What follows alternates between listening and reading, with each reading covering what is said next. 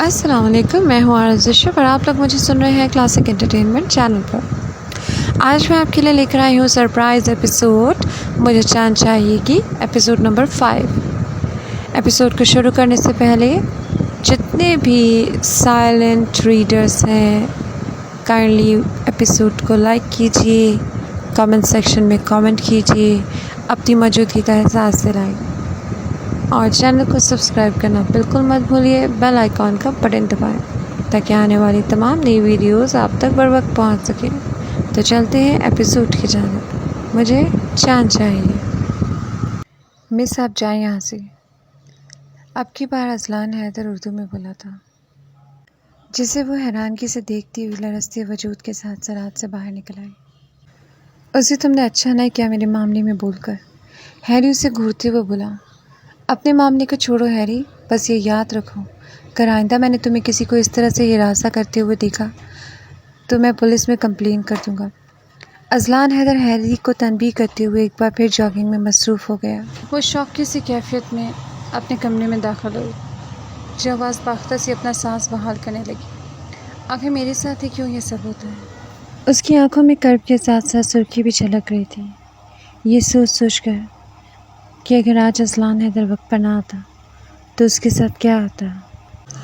Azlan Haider کی کیفیت کا سوچ کر ہی اس کی آنکھیں چلنے لگی تھیں، اس کا دل لہو ہو رہا تھا۔ وہ نچلا ہونٹ دانتوں تلے دبائے بھی آواز رونے لگی۔ اب مجھے جو بھی کرنا ہے سوچ سمجھ کر کرنا ہے، میری ذرا سی غفلت و نادانی مجھے مزید دلدل میں گھسیٹ سکتی ہے۔ وہ لب کو چلتی ہوئی گیلری میں ٹہلنے لگی، اس کے پورے وجود پر یاسیت سی طاری ہونے لگی۔ وہ بے حس و حرکت اپنی جگہ سن سی بیٹھی رہی۔ اس کا ذہن کہہ رہا تھا ابھی اور اسی وقت جا کر ہیری سے معافی مانگوں، چاہے میرا کوئی جرم ہو یا نہ ہو، اور دوسری جانب وہ اس کی نفی کر رہا تھا۔ دل و دماغ تو الگ الگ مطالبے کر رہا تھا، لیکن ایسا سوچنا جتنا آسان تھا ایسا کرنا اتنا ہی مشکل لگ رہا تھا، جیسے کسی نے اس کی جان نکال لی ہو۔ وہ کتنی ہی دیر تک ایک ہی پوزیشن میں بیٹھی بے آواز روتی رہی، دل و دماغ بالکل سن ہوتے چلے گئے۔ بالآخر تھک ہار کر وہ اپنے عقل و خرد سب کھونے لگی۔ اپنے ہر درد ہر تکلیف کو اس نے بند آنکھوں کے پیچھے چھپا لیا۔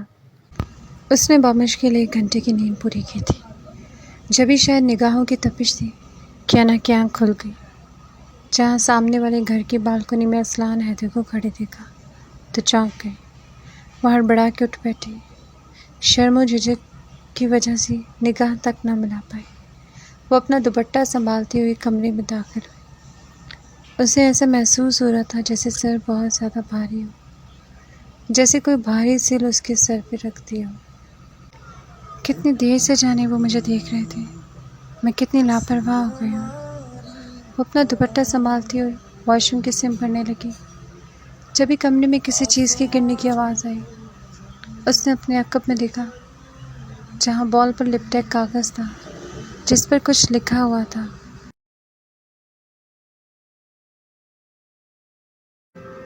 گیلری میں آئے، وہ غائب دماغی سے پڑھتے ہوئے کاغذ ہاتھ میں تھامے باہر نکل آئے، جہاں اذلان حیدر پورے تمطراق سے بالکنی میں کھڑا اسے دیکھ کر اپنا ہاتھ ہلا بیٹھا، جو چھنبے سے اس کی سمت دیکھنے لگی۔ وہ اپنے انابی لبوں پر مسکراہٹ سجائے بولا، یہ بال میں نے پھینکی تھی آپ کا احوال پوچھنے کے لیے، میں تو جاگنگ کر کے فریش ہونے واپس آیا تھا تو آپ کو گیلری میں سویا دیکھ کر مجھے لگا آپ فینٹ ہو گئے ہیں، پر شکر ہے آپ ٹھیک ہیں۔ ویسے اس دن کے خوشگوار ماحول میں اپنا تعارف کروانا بھول گیا تھا۔ خیر میرا نام اوزی ہے، اور آپ کا؟ وہ اس کی بھاری گمبھیر آواز پر چونک گئی، جو کالے ٹریک سوٹ میں نفاست سے سنوارے بال بنائے اپنی بھوری ذہانت سے چمکتی آنکھوں سے اسے دیکھ رہا تھا۔ آپ نے میری اتنی مدد کی، اس کے لیے آپ کا بہت شکریہ، باقی میرا نام جاننا اتنا بھی ضروری نہیں۔ وہ پزل سی ہو کر نگاہ چراتی ہوئی دھیمے انداز میں بولی، جس کی بات سن کر اذلان حیدر کو گویا سانپ سونکھ گیا۔ اس کا غصہ 7ویں آسمان پر جہاں پہنچا، جو پردے کی اوٹ میں اوجھل ہو گئی۔ گاڑی ڈرائیو کرتے ہوئے صوفیہ مسلسل اس کے ساتھ باتوں میں مشغول تھی، جب سگنل پر قریب رکتی گاڑی نے اسے متوجہ کیا تھا۔ عزی میں کب سے بولے جا رہی ہوں اور تم ہو کہ جواب ہی نہیں دے رہے، وہ خشم کی لہجے میں بولی جبکہ ڈرائیونگ سیٹ پر موجود اذلان حیدر کے حساب تنے ہوئے تھے۔ صوفی میں اس وقت بہت ڈپریسڈ ہوں، پلیز مجھے تھوڑی دیر کے لیے اکیلا چھوڑ دو۔ تم نے جھوٹ بول کر مجھے ایمرجنسی میں یہاں بلوایا، ورنہ میں اس وقت کبھی بھی نہ آتا۔ اس کے شکایتی لہجے پر اذلان حیدر نے دو جلتی نگاہیں اس پر جمائی تھی۔ کیوں، کیا ہوا حسی؟ کیوں ڈپریسڈ ہو؟ ہم ڈسکو چلتے ہیں، تمہارا مائنڈ فریش ہو جائے گا۔ وہ اس کے شانے پہ ہاتھ رکھ کے فہمائشی لہجے میں اس کی توجہ خود پر مبذول کروانے لگی۔ نہیں صوفی، تمہیں کہاں چھوڑوں، جلدی بتا، وہ بیزاری سے بولا۔ ٹھیک ہے، مت چلو میرے ساتھ، مجھے بس یہیں اتار دو۔ وہ تنک کر بولتی ہوئی گاڑی کے رکنے کا انتظار کرنے لگی۔ یو شور کہ تم چلی جاؤ گی؟ وہ نہ سمجھی کی کیفیت میں اذلان حیدر کو حیران ہو کر دیکھنے لگی، یعنی وہ امید کر رہی تھی کہ اذلان حیدر بھلا اس کو چھوڑ کر کیسے جا سکتا تھا۔ وہ اس کے دھمکی آمیز لہجے پر اسے منانے کی کوشش کرے گا، مگر آج سب کچھ ویسے نہیں تھا۔ آج اذلان حیدر کی آنکھوں میں اس نے جلن کی آگ دیکھی تھی، جو جانے لپکتے شعلوں سے کیسے جلا کر خاک کرنے والا تھا۔ کچھ دیر بعد اذلان حیدر نے گاڑی سڑک کنارے روکی۔ وہ تن فن کرتی ہوئی گاڑی سے باہر نکل آئی۔ وہ صوفی کو بائے کرتا ہوا اپنی اسپورٹس کار بھگا لے گیا۔ اس کا ذہن اس وقت منتشر تھا۔ انا کے ایسے رویے پر جانے کیوں دل کو دکھ اور افسوس ہوا۔ وہ مضطرب سا سڑکوں پر رات کاٹتا ہوا صبح فجر کے وقت گھر میں داخل ہوا، جہاں حسب معمول انا فجر کی نماز ادا کر کے اپنے قرآن پاک کی تلاوت کرنے میں مشغول تھی۔ اسے دیکھ کر نئے سرے سے اذلان حیدر کا خون کھول اٹھا تھا۔ وہ دروازے کو زور سے بند کرتا ہوا اندر چلا گیا، جس کے اس قدر غسیلے انداز کو دیکھ کر وہ سنسنا اٹھی۔ وہ پیٹ کے بل لیٹی مسکان کی باتیں سن رہی تھی، جو نہ کہ ہوں ہاں کے جواب پر انتہائی بدمزہ ہوئی تھی۔ بجی، میں کب سے آپ کا خون چوس رہی ہوں، مگر مجال ہے جو آپ نے مجھے ایک بھی بات کا ڈھنگ سے جواب دیا ہو۔ مسکان نے فون کو گھورتے ہوئے کلس کر کہا، جیسے وہ فون سے باہر نکل آئے گی۔ نہیں مسکان، میں سن رہی ہوں، بس سر میں تھوڑا درد ہے۔ تم سناؤ، ابو سے بات کی تم نے وائی فائی کے لیے؟ وہ بستر پر نیم دراز ہوتے ہوئے بولی۔ جی بجیا، ابو نے معلوم کیا تھا وائی فائی ڈیوائس کے لیے، وہ تو ٹھیک ٹھاک خرچہ ہے لگوانے کے لیے۔ مسکان بدمزہ ہو کر بولی۔ پھر کیا کرو گے یار، واٹس ایپ پر تو تمہارے سگنل ہی نہیں آتے۔ انا مایوس کن لہجے میں بولی۔ کتنے دن ہو گئے میں نے امی ابو کا چہرہ نہیں دیکھا۔ نیلے جھیل سمندر سے بھرنے لگے، جو خود سمجھ نہیں پا رہی تھی اس کی آنکھیں کیوں یہ سمندر بہانے کو بےتاب تھی، ویسا کیوں کر رہی تھی۔ وہ کبھی اتنی خودسر اور ضدی نہ تھی، پر جانے کیوں اذلان حیدر کے معاملے میں دل کو ایک ضد سی تھی، جیسے اسے سنا کر اپنی انا پسند طبیعت کو دلی سکون پہنچانا تھا۔ اذلان حیدر کی ہار میں اس کی جیت تھی۔ اسے ہر نہج پر، ہر مقام پر تکلیف سی پہنچانے کی دل کو ایک ضد سی تھی۔ ایسا کیوں تھا وہ خود نہیں جانتی تھی۔ بچے تم فکر مت کرو، ابو نے کیبل والے سے بات کی ہے، کل تک ہمارا کیبل نیٹ لگ جائے گا، پھر میں انشاءاللہ تم سے اسکائپ پر بات کرواؤں گی امی ابو کی۔ مسکان اس کے لہجے میں چھپی نمی کو اچھے سے محسوس کر کی تھی، جب یہ بات بناتے ہوئے بولی۔ بجے ویسے ایک بات تو بتائیں، وہاں سب ٹھیک ہے نا؟ مجھے جانے کیوں اب ٹھیک نہیں لگتی۔ انا کے احساسات عجیب ہو گئے تھے۔ کسی سے بات کر رہی ہو مسکان؟ اماں کی پاٹدار آواز سن کر مسکان کی سٹی گم ہو گئی۔ جب انا کی آواز نے اسے اپنی سے متوجہ کیا۔ مسکان، امی سے اس وقت میری بات مت کروانا، میرے سر میں بہت درد ہو رہا ہے، ایسے میں وہ پریشان ہو جائیں گے۔ ٹھیک ہے آپا، کسی سے نہیں ابھی امی، میں تو بس ویڈیوز دیکھ رہی ہوں۔ وہ اندھا دھند پلنگ پر سائمہ کے برابر میں لیٹتے ہوئے فون کو بند کر گئی۔ وہ گرمیوں کی ایک جھلتی سلگتی دوپہر تھی جب وہ یونیورسٹی سے لوٹی تھی۔ ہے انا، جولیا کی آواز پر وہ بے ساختہ پلٹی تھی، جو ہاتھوں میں شاپنگ بیگز تھامے اسے اپنے نزدیک بلا رہی تھی۔ ہے جولیا، کیسی ہو؟ اور یہ اتنے سارے شاپنگ بیگز کیوں اٹھا رکھے ہیں؟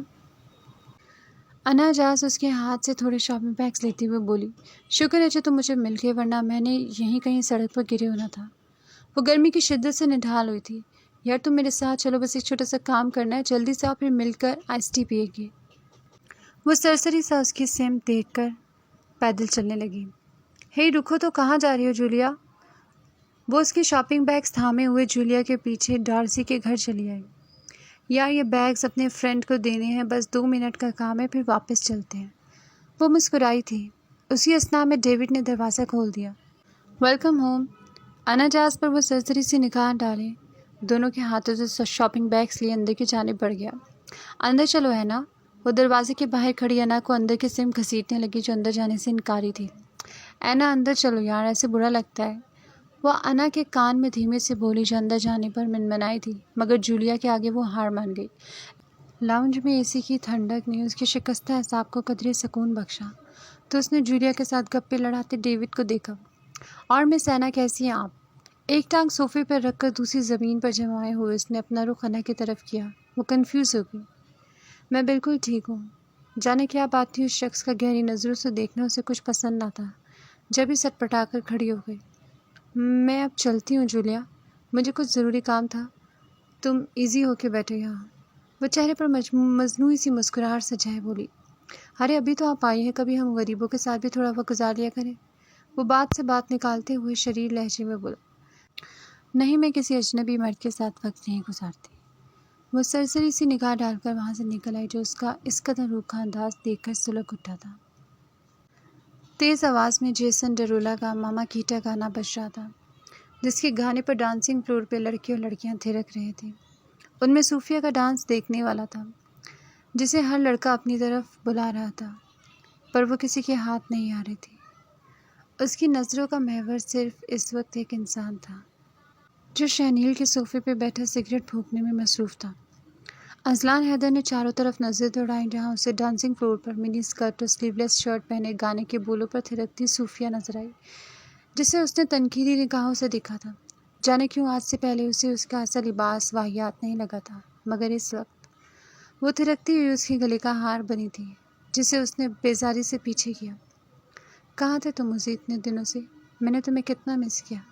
وہ مان سے ایک بار پھر اس کے کندھے پہ سر ٹکاتی ہوئی اترا کے بولی، بس کچھ طبیعت ٹھیک نہیں تھی، تم سناؤ؟ اس نے سگریٹ کا کش لے کر دھواں ہوا میں اڑایا۔ طبیعت ٹھیک نہیں تھی تو مجھے کیوں نہیں بتایا؟ وہ اس کا مضبوط ہاتھ اپنے نازک ہاتھ میں تھامتے ہوئے بولی، تمہیں کیوں بتاتا ڈیئر کزن، تم میری موم ہو؟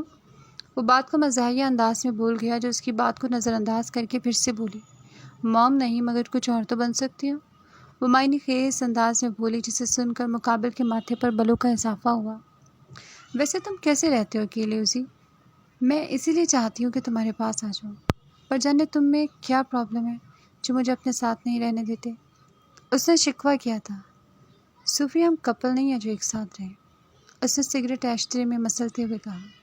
تو کیا ہوا، کزن تو ہے، اور یہاں ہمیں کون سا کوئی دیکھ رہا ہے، یہ سب تو عام ہے ہمارے لیے۔ وہ آئی برو اٹھا کے بولی، یہ تمہارے لیے عام ہوگا، مگر میرے لیے جو عام ہوتا ہے وہ میری طلب نہیں ہوتا۔ وہ کندھے اچکاتے ہوئے بولا، اس دن تم جب سے پاکستان سے لوٹے تم پر پاکستانی مردوں کا بہت زیادہ گہرا اثر ہوا ہے، تم پہلے تو ایسے نہیں تھے۔ اس نے ویٹر سے 2 وسکی کی گلاس لیتے ہوئے کہا، جسے اذلان حیدر نے لینے سے انکار کر دیا۔ ناؤ ڈونٹ ٹیل می کہ تم یہ بھی نہیں پیو گے۔ وہ چھنبے سے اسے دیکھنے لگی۔ ڈاکٹر نے کہا تھا دونوں میں سے ایک چیز ترک کر دو، ورنہ میری جان کو خطرہ ہوگا، بس اسی لیے اسے چھوڑ سکتا ہوں پر سگریٹ کو نہیں۔ وہ وسکی کی جانب اشارہ کرتے ہوئے عام لب و لہجے میں بولا، اچھی بات ہے عزیز، اب آگے کے کیا پلان ہے؟ تہوار آ رہا ہے، کہیں آؤٹنگ کا پلان بناتے؟ وہ گانے کی فل والیوم کی وجہ سے اونچی آواز میں بولی۔ تو کیسی لگی آج کا ایپیسوڈ؟ آپ کو کیسا لگا؟ اپنی قیمتی رائے سے آگاہ ضرور کیجیے گا اور کامنٹس کرنے میں کنجوسی بالکل مت دکھائیے گا۔ ملتے ہیں بہت جلد ہی نیکسٹ ایپیسوڈ کے ساتھ۔ اللہ حافظ۔